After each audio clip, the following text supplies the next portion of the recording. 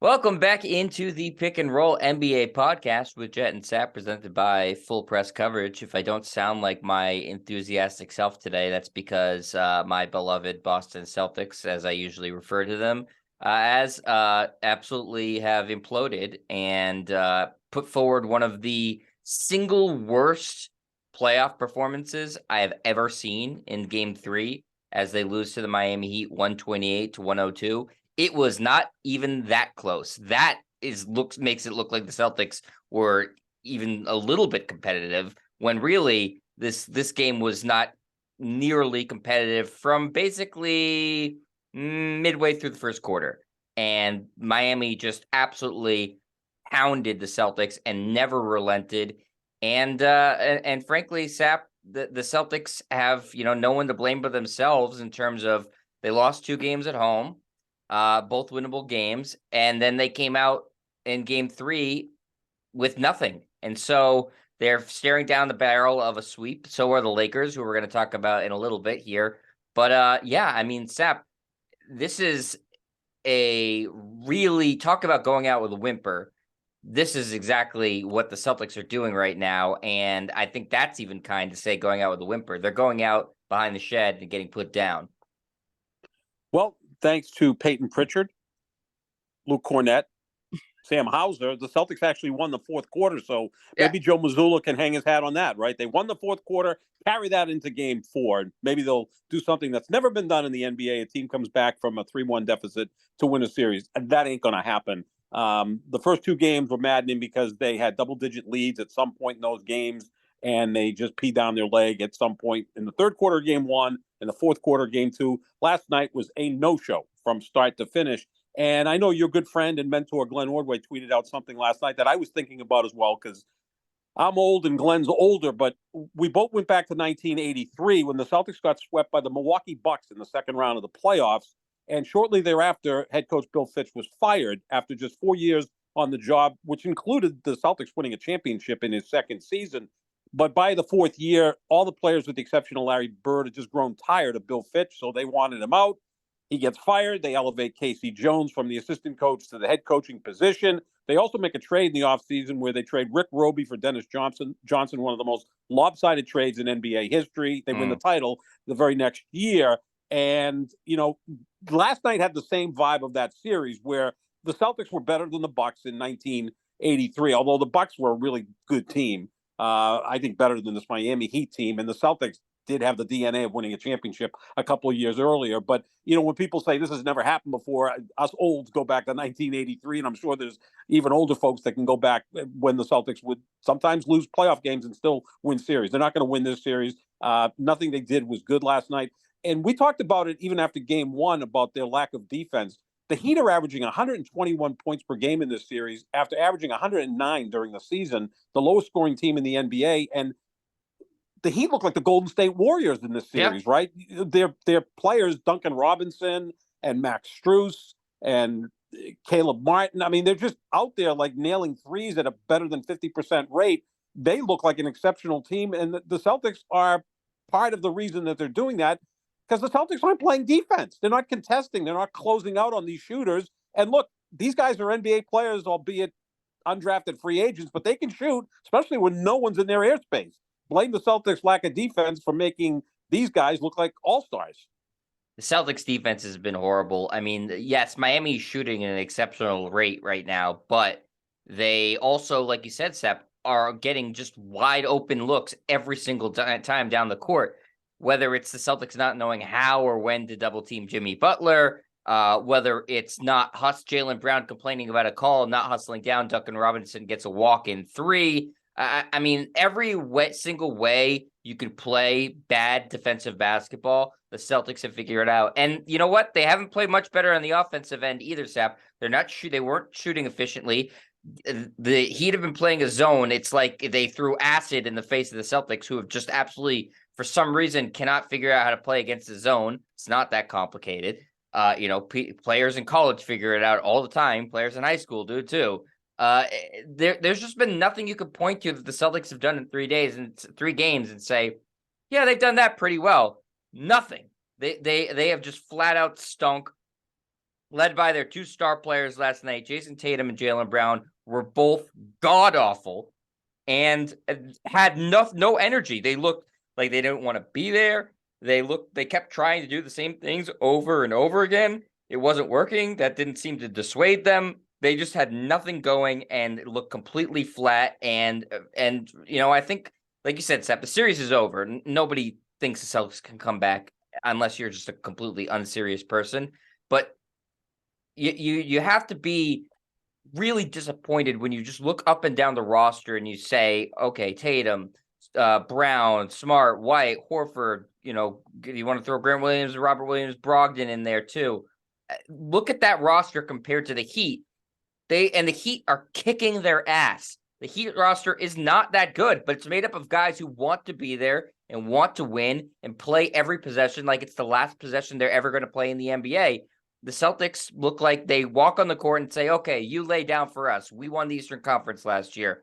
We're going to win this game because we're the Boston Celtics. That's not how it works. The Heat have wanted it more, and they play every possession like that, and the Celtics play every possession like it's a game, a practice game or a game in the regular season.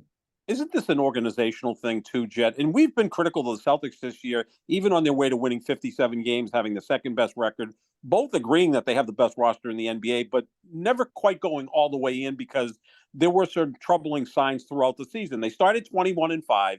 Then they went 23-17 over the next 40 games. They ended strong at 13-3. But you look at that kind of middle 40-game stretch, 23-17 ain't all that good. They were up and down through, most of the middle of December, January, February, and about half of March. That 3-month stretch, they were just an average basketball team.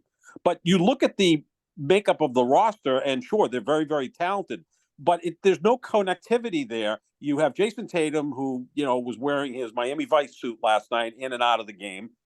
He's first team All NBA back-to-back years. He wants to be an MVP at some point. He's obviously an extremely talented player and has come up big in big moments, like Game 7 against Philadelphia. But he seems to be as interested in selling chips and sneakers and Subway subs as he is in potentially winning a championship. Jaylen Brown, second team All NBA. He's eligible for the Supermax.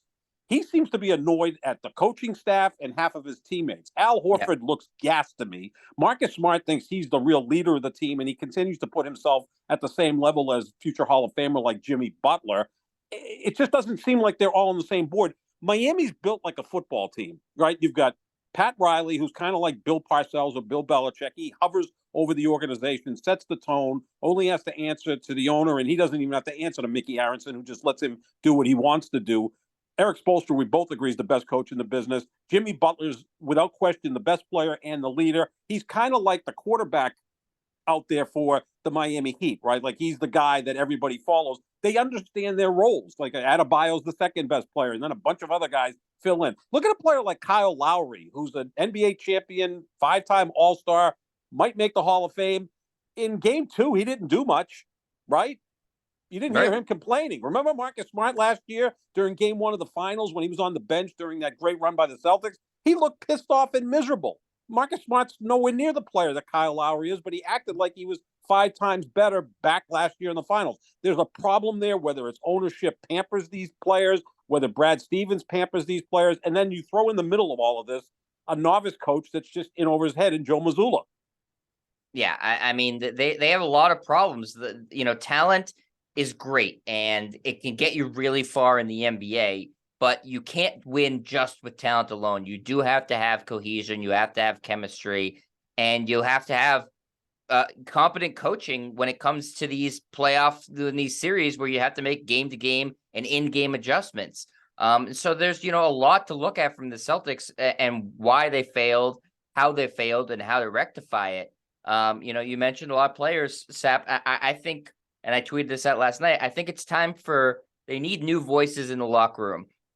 I don't think that you have to blow it up and say, trade Brown, trade Tatum. I'm not looking to do that, though. Like you said, Brown doesn't really look particularly happy, and he's made some comments about Boston that have been less than flattering. I'm assuming they're going to offer him the max. I'm assuming he's going to take it. So, because nobody's turned that down before. So let's just say that happens. I love Marcus. They're going to offer him that? Do you think they're going to offer him the Supermax? Okay, so we're talking what?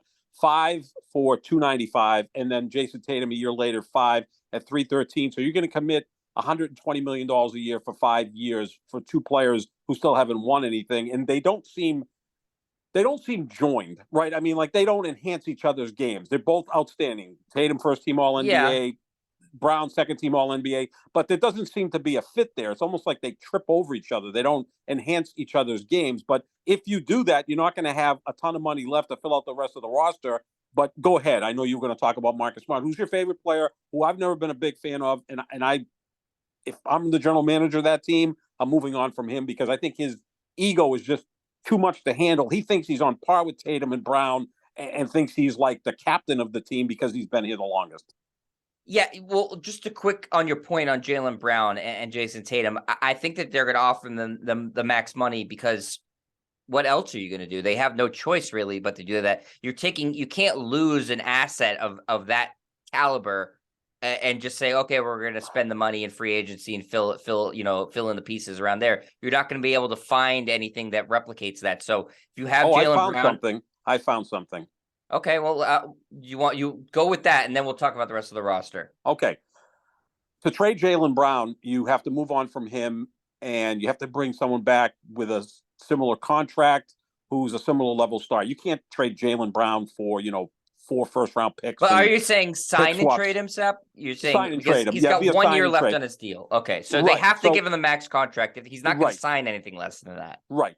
So I would say the player that makes the most sense is Damian Lillard. Now, I know he's older than Jaylen Brown, 6 years older, but I think he would be a better fit with Jason Tatum, and I think he would take over the leadership role that Tatum really doesn't feel comfortable being part of. So that's the player that I look at in the NBA and say that could be a one-for-one deal. Now, you may have to put in some other things to make it all work, but that's the one player I would look at and say, yeah, go ahead and do it. I know last summer we talked about Jaylen Brown for Kevin Durant, but I would go with Damian Lillard is a potential guy.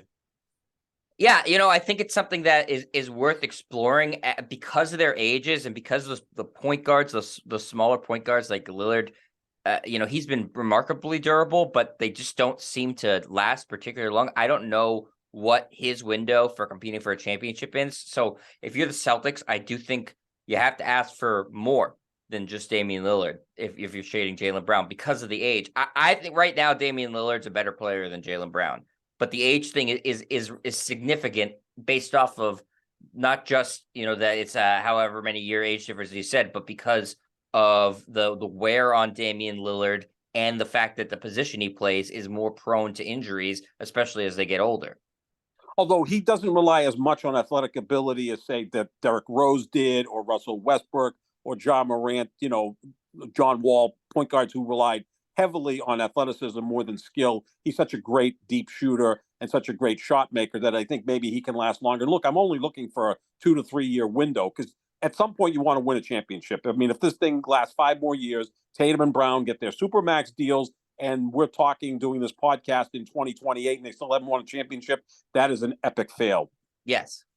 On par with what happened with the Oklahoma City Thunder. That they weren't able to win a championship there. And it would be worse because you're the Boston Celtics and you're able to pay these guys and you're a big market and you should be able to get those free agents to help fill in the gaps that Oklahoma City wasn't necessarily able to do.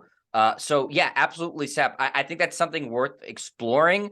Again, I think you might need a little bit more back. And if you bring in Damian Lillard, then you also have to trade Marcus Smart. And that sort of leads me to what I was saying, Sap. For the Celtics, I think they need new voices in the locker room, voices that are – I think Marcus Smart really wants to win, and he's hungry. But I think that it's not translating. So guys that I think that it's just not cutting in the locker room anymore, who are some locker room leaders, Smart, Horford. I love Al Horford. I think he's contributed a lot to this team, but he's had a terrible playoffs. I know everybody respects him, but I think that they need a new voice in the locker room that's more assertive than him. And I think that they need to trade or upgrade from Rob Williams to somebody who's going to get them more consistent time and also maybe is able to contribute something offensively outside of just lobs and maybe make life easier for Tatum or Brown or both of them. I just think it's time you don't have to blow it up, but you need to change some of the vibes and the attitude and the voices and the perspective in the locker room. You see what works so well for the Heat. Everybody on that team follows Jimmy Butler's his lead, and everybody on that team is hungry and aggressive and really wants to win. Like I said, every possession they play hard. So I think that's the type you need more of those type of players. The Celtics really don't have many, if at all, and they need that not just from the players, but they're going to need it from a coach too, Sap. Yeah, the easy solution would be to move on from Joe Mazzulla, which we've been talking about all year, and bring in a legitimate, seasoned veteran coach who maybe has a championship ring, right? There's a few of them out there, whether it's Frank Vogel, Nick Nurse, Mike Budenholzer, all with championship rings. I know people have talked about Doc Rivers coming back. He's not coming back. And I think Doc's going to take the year off, collect $8 million from the 76ers, and maybe be more concerned with his back pain that he's been dealing with. But one of those coaches could come in and say, look, I've coached Giannis, I've coached Kawhi, I've coached LeBron and Anthony Davis. And oh, by the way, look at this shiny ring that I'm wearing on my ring finger. You guys don't have any of this, so you're going to listen to what I have to say. Pat Riley can do that in Miami because he has literally 9 rings. Pat Riley, as a player, coach, executive, has 9 championship rings. So I'm sure everyone listens to him in that organization. But one ring is better than none. So maybe you look to that type of coach to come in and set that tone and put these players in the right position so you don't have to shake up the roster as much. Look, even if they were to come back and win this series, win the championship, you don't come back with the same roster the next year anyway. There's always some sort of changes. But yeah, this is incredibly frustrating because, the talent's there, but is the connectivity there? Is the hunger there? Is the know-how there? And again, they continue to struggle against zones. This was a situation with Brad Stevens, Ime Udoka. Now it is with, obviously, Joe Mazzulla. Can they find a coach that knows how to combat this, or do the players just not want to combat it? I mean, we never see Jason Tatum or Jaylen Brown along the baseline popping out into the middle of the lane, maybe get picked and, get some good shots in there where you could try to find the soft spot of a zone. A zone can work, but it also has some vulnerable spots. Sometimes in the belly of it, they don't even attack it there. They just kind of run their offense. They'll have 5 guys outside the 3-point arc, and whoever has a good shot takes. And I think Charles Barkley summed it up beautifully on TNT after the game, saying, there are a lot of talented guys on that team, but there are a lot of nice guys. Like, they don't have that edge, and they just don't have that killer instinct that, say, someone like Jimmy Butler has. And you've seen the difference in the 2 rosters, and you nailed it, Chet. Everybody follows Jimmy Butler on that team because Jimmy Butler follows Spoelstra, who follows Pat Riley. There's a pecking order there. There's none of that with the Boston Celtics. No, not at all. And again, I just think that there's a need for change in the organization in terms of what their mentality is and what their goals are. And yes, all the players obviously want to win a championship, but Jimmy Butler needs to win a championship. Like, you could see it in his face. He's taking everything so seriously, and the Celtics are so lackadaisical in everything they do. It's not difficult to beat a zone in terms of basketball wise, but you have to work hard to beat a zone. Like, you have to be cutting and moving and setting picks and swinging the ball around. Like, it requires effort. And it's something that you haven't seen the Celtics put in this series at all. And I think, like you said, and Barkley said, he's right. There's too many nice guys in the team. You need some a-holes, and you need that to become your mentality to win a championship, that you're willing to, drive through a brick wall to win a game. And the Celtics have not shown the willingness to do that, or that sort of edge or mentality.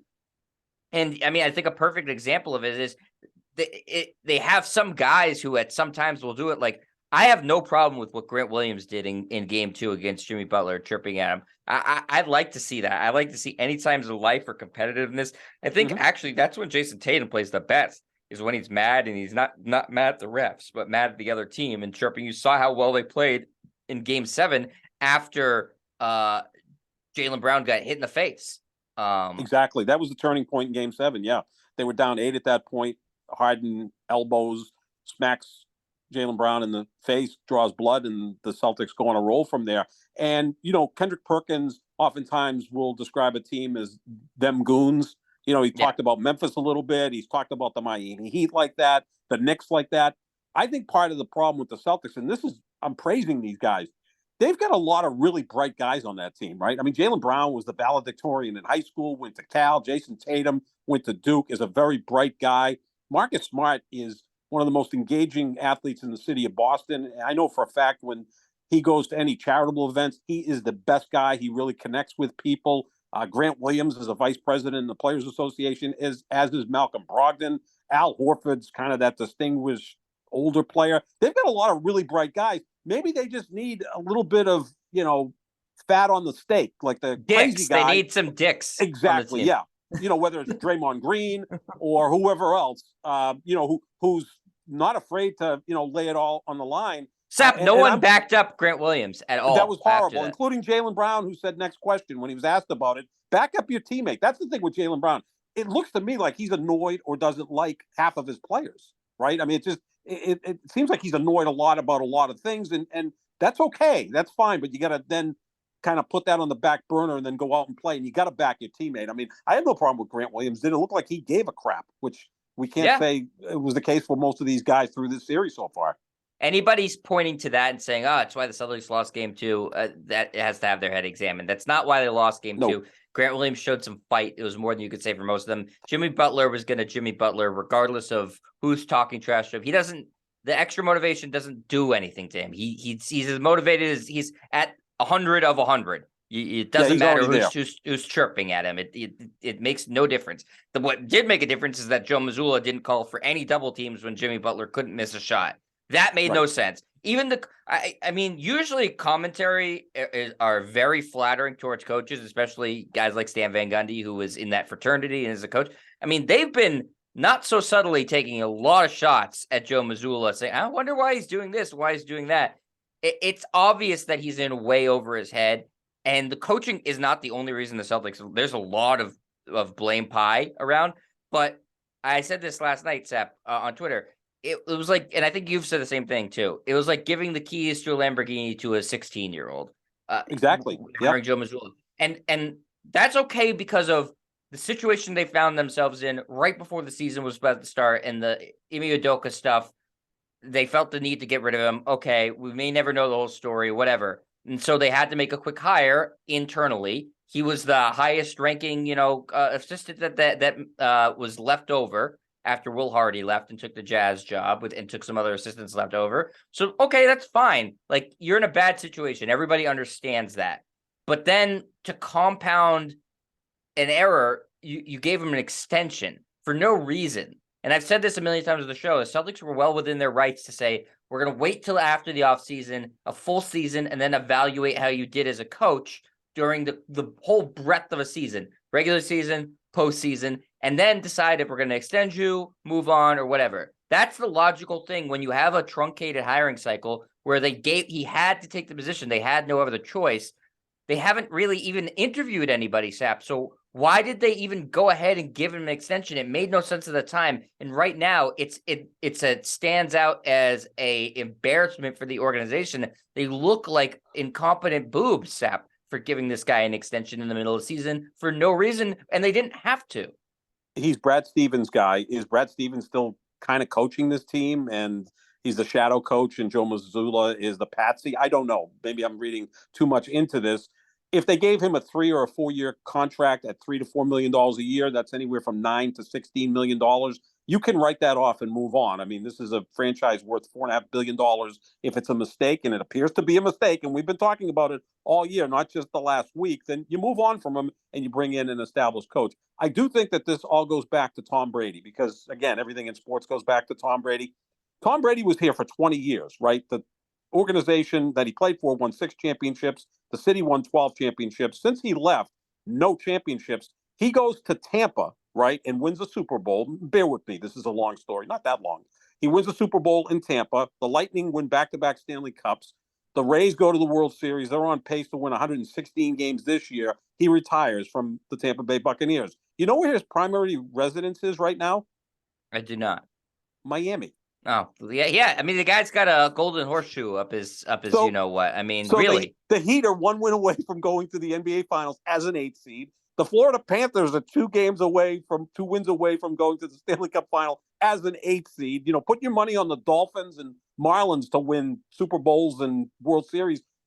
soon enough. When he was at Michigan, the Detroit Red Wings were winning Stanley Cups. Growing up, the 49ers were winning Super Bowls as he lived in Northern California. Oh, by the way, he's also, to bring it back to basketball, part owner of the Vegas Aces of the WNBA. They're considered the favorite to win that championship. So since Brady left, it hasn't been the same, and he relocated to Miami, and now the teams down there are starting to win. I know things aren't going well for the Russians in Ukraine right now. If I was Vladimir Putin, I'd consider kidnapping him, putting him up in a nice place in Moscow, and then just seeing the victories roll in. I guess. No, he's like seriously. He's got a golden horseshoe. He does. It's incredible. But he wore a Trump hat, and Trump won the election. I mean, it's just there you go. Doesn't stop. It's remarkable. But what did I say, Sap, when we did our playoff preview? My biggest concern for the Celtics this postseason was their coach. And I should have also added apathy, because that's been a big issue for the Celtics too. But it's pretty obvious that his style has made the team worse, even though the roster is better. The roster this year is better than it was last year when they went to the finals and won 2 games in the finals. They added Malcolm Brogdon. Tatum and Brown took a little bit of a leap. Derek White got better. Al Horford had a career year shooting threes. You added some shooting to the bench. So the team should not be in this situation. We can say that again and again and again. But what the real fall off was last year they were elite defensively. This year, where the hell's their defense gone? Especially in the postseason, Sap. Their defense has been terrible. So what Mazzulla ball, the shooting threes and stuff like that, okay, that's the modern NBA. It's all well and good. But he's neglected half of the game by just focusing on the offense. And I thought what's been the most telling thing to me in this series, and I don't know if you caught this, Sap, was when they had Eric Spoelstra mic'd up. I think it was game 2. He said, they're making open threes. Them hitting threes is the only way they can beat us. So that's the scouting report on the Celtics, is that if they're hitting threes, that's the only way they can win. With the amount of talent the Celtics have, that's unacceptable that they can only win one style of basketball game. That's on the coach. That's a very short scouting report, but you know what? Very accurate. Eric Spoelstra's right, and he's proven that in these first 3 games of the Eastern Conference Finals. Yeah, I mean, last year in the finals, they lost to Golden State because of their offense wasn't good enough. Their defense was good in that finals. They allowed 104 points per game against the best offense in basketball. And I know things slow down in the finals. Sometimes you see lower scoring games, but here they are giving up 121 points per game in the first 3 games of this series against a Miami team that doesn't score that much. I mean, again, 109 points per game during the regular season. And it's been the lack of effort, continuity on defense by the Celtics. They're not closing out on shooters. It's mystifying. It really is that the same team, right? And you've added Malcolm Brogdon, like you said. Rob Williams is healthier than he was a year ago. Yes. So in theory, your defense should be better. So is Tatum.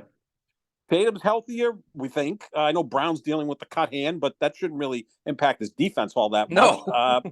I wouldn't think.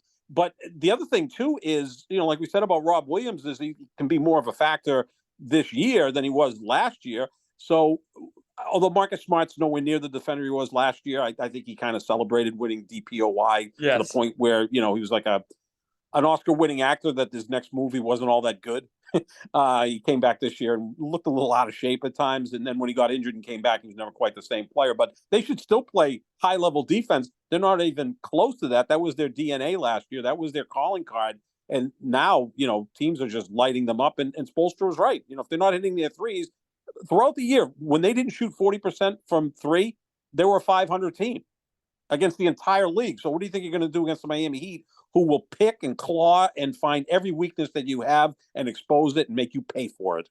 Yeah, you have to be, if you're truly a championship contender trying to win a title, you have to be varied in a lot of the things you do. It can't just be, we shoot threes really well. Well, you need more than that. And the Celtics roster, based on the talent, should be able to give you a lot more than that, but it didn't. And listen, we're going to go on and on about the Celtics and write their epitaph after this is over and talk a lot about them in the offseason, because I do think it's going to be a big offseason for them. But for the last, let's say, like 5 or 6 minutes, let's just quickly talk about the Lakers, Sap, who could be ending up getting swept tonight as they're down 3-0. Though at least their series has been more competitive than what the Celtics was. Definitely wasn't expecting them to lose game 3 in LA. They again faltered late in that game. Jokic has been excellent as we expected, but the role players for Denver have been really, really good. And the role players for the Lakers have been inconsistent, I'll say. Yeah, when you look at this, it's really not a surprise now that you look at it, because I think going into the series, the road for the Lakers winning was LeBron and Anthony Davis have to play at an exalted level, and they You said haven't. They've had 60 plus moments, every night, 60 right, points for them. right, and play high level defense, and get 25 rebounds between them, and they just haven't been able to do that. The LeBron's been okay, but not at the level that you're used to seeing him in these situations. Anthony Davis had a good first game, an off second game, and a so-so third game because he kind of melted in the second half. D'Angelo Russell has been god awful. Oh, he's been killing them, just killing them. Terrible, and he's supposed to be a third best player. Austin Reeves is making himself a lot of money. Yes. But then Denver has Jokic doing whatever he does. And I knew he was going to get in foul trouble in game 3 because that's the way the NBA works. But then Jamal Murray comes out and has back-to-back 37-point games. He looks like Jamal Murray from the bubble 3 years ago. And then you've got Michael Porter Jr. hitting big threes and Aaron Gordon giving you the energy. KCP is a proven big game player. Bruce Brown, KCP nice and players Brown have been awesome for them. Awesome. They really have. KCP is a guy I never understood why the Lakers got rid of him. I mean, they traded KCP and Kyle Kuzma for Russell Westbrook, who then they flipped for D'Angelo Russell. If you had KCP and Kyle Kuzma on the current Lakers roster without D'Angelo Russell, they'd be leading this series. That's how good those two players are. And Caruso, they lost for nothing, too. They lost another Caruso guy who they could use. Yeah. Yeah, and then Austin Reeves doesn't give you the defense that Caruso gives you more of a perimeter game. Denver's better, so it's not really mystifying. And if you're a Laker fan, you don't have that venom that you have as a Celtics fan because Denver's better. They're the 1 seed, the Lakers the 7 seed. The Lakers have been there in the games, but they just can't finish. Whereas with the Celtics, you're just banging your head off the wall going, what the hell is wrong with this team? They look like they've never played together. The Lakers are just losing to a better team, and it just could be Denver's moment, as they've been clearly, along with Miami, the 2 best teams in the postseason so far. Yeah, no, the Celtics, it's humiliating. For the Lakers, I think everybody was expecting this to be maybe a more competitive series, but like you said, Denver was the 1 seed in the West almost from opening day. So people haven't been giving them their due, us included. You should have just stuck with your initial prediction for the beginning of the season, Sap. You picked the Nuggets to win the championship preseason when we were doing our NBA preview. You only backed off of it to pick the Lakers at the beginning of the playoffs. At the beginning of the season, everyone laughed at me when I said Denver over the Lakers in the Western Conference Finals. So I guess I nailed that one. You did. In the Eastern Conference, you had the Cavs winning, but that's okay. You over 50% the Celtics, good. Right? So I had the Celtics losing the Eastern Conference Finals. And look, if Cleveland hadn't played horribly against the Knicks, maybe they would have beat Miami because, it's all about matchups. So, I might have nailed the whole thing. And Denver was 22-1 going into the season to win the championship. Sad. I don't bet anymore. Come on, man. Well, I don't want to get started. I won't be like Kramer, betting on arrivals and departures at the airport. Then I'll be in a lot of trouble. But again, it goes back to Stan Kroenke, one of the richest owners in sports, owns the Rams. They just recently won a Super Bowl, owns the Avalanche. They won the Stanley Cup a year ago. So it's time for the Nuggets to win the NBA championship. And look, if these things end in sweeps, we're going to go 9 days without basketball because the finals will not start till Thursday, June 1st. So whatever momentum these teams have, they may lose a little bit of it with that long layoff. Yeah, it's it's certainly not a sexy finals matchup. No, I mean it's going to be the finals matchup. Neither of these teams, the Celtics or the Lakers, have the juice to win 4 games in a row. I'm sorry, they just don't. The Lakers, the best players are fatigued, and the Celtics are whatever you want to call them, a cluster F. So their 2 best players are frightened or scared, right. or so it's shrinking. It's going to be Denver, Miami, and obviously the network and the league definitely wanted it to be Celtics, Lakers, or at least one of those teams to get in. That's not going to happen. But it's the 2 most deserving teams. I mean, Denver didn't, even though they were 1 seed, had a tough draw, and Miami it was the freaking 8th seed and bounced out the 2 top seeds and a pretty feisty Knicks team too. So like I don't care, that it's not sexy. It's the two teams that are the most deserving, by far, and I think it'll be an interesting matchup for the Nuggets. And this is something I talked about, Sap, the other day. If they win and Jokic wins Finals MVP, I do think that there's a very, very strong case to be made. He's the best player in the world right now. Sure, absolutely, yeah. I mean, because he doesn't give you the defense that Giannis gives you, but he also gives you double-digit assists, and it looks like he just controls the entire game. And he would have a similar path to Giannis, back-to-back MVPs, followed by not winning the MVP, but winning the NBA championship and the Finals MVP. So they would be in the discussion as the two best players in the world, with Embiid behind them. I know he's the reigning MVP, but he didn't really step up in the postseason. And then you can go from there and rate whatever players. I mean, if Miami wins it, Butler's not going to be considered the best player in the sport. He just isn't. No, but you kind of have to elevate him as to what I don't think most people think Jimmy Butler top 10 player. Kind of has to be second in that team. He discussion was now, second team All NBA, and he's done that 5 times in his career. So he's always been considered one of the 10 best players. I compared him to Kurt Schilling or Madison Bumgarner, who during the regular season, neither one won a Cy Young award, but when it got to the postseason, they just elevated to a very high level, and were awesome. Schilling won 2 World Series, and Bumgarner won 3. So maybe he's on that level. It's just he's so good in the postseason. So yeah, it would be an interesting final. Maybe the Celtics and Lakers could have a series to determine third place. Like in the World Cup. Yeah, they used to do that in the NCAA men's tournament. There'd be a third place game, and then for halftime entertainment, you could have LeBron and Jaylen Brown have a 3-point contest and probably injure people that are sitting, courtside, because they're both so bad at shooting threes. I can't imagine the Celtics playing a game for third place. They play trying to play for a championship. They don't even give a sincere effort. True. So, for a game that's essentially meaningless. Yeah, I think that they are not going to take that regular season tournament particularly seriously next year, unfortunately for Adam Silver. But yeah, I mean, it's definitely it's sad days for us, Sap, as our two teams are just disappointing. And for like you said, for the Lakers, it's a little bit different. They've been more competitive. They just maybe don't have the roster, and LeBron's ran out of gas a little bit. But for the Celtics, it's just maddening, and it's continued a trend of even last year in the finals. They should have won, couldn't get out of their own way. They couldn't get out of their own way, and it cost them 6 games against the Hawks. Couldn't get out of their own way, went 7 against the 76ers, and then they played a Heat team that takes every possession seriously and said, you know what? We are not scared of you at all. We're just going to beat the crap out of you. And that's what's happened. And Celtics have a lot of thinking to do in the offseason. But Sap, we'll be back later in the week to talk more about it. Maybe the sweeps will be completed. Maybe these teams extend it by 1 game. We'll have to see. But make sure you check out our social medias for all sorts of updates. At John Sapp 25, at Jet Stryer. You can find the podcast wherever podcasts are found. Just type in the Pick and Roll NBA podcast with Jet and Sapp, and check out full press coverage for all sorts of great content, podcasts, articles, you name it. We'll be back later in the week talking more basketball. Thanks for listening, everybody. See ya.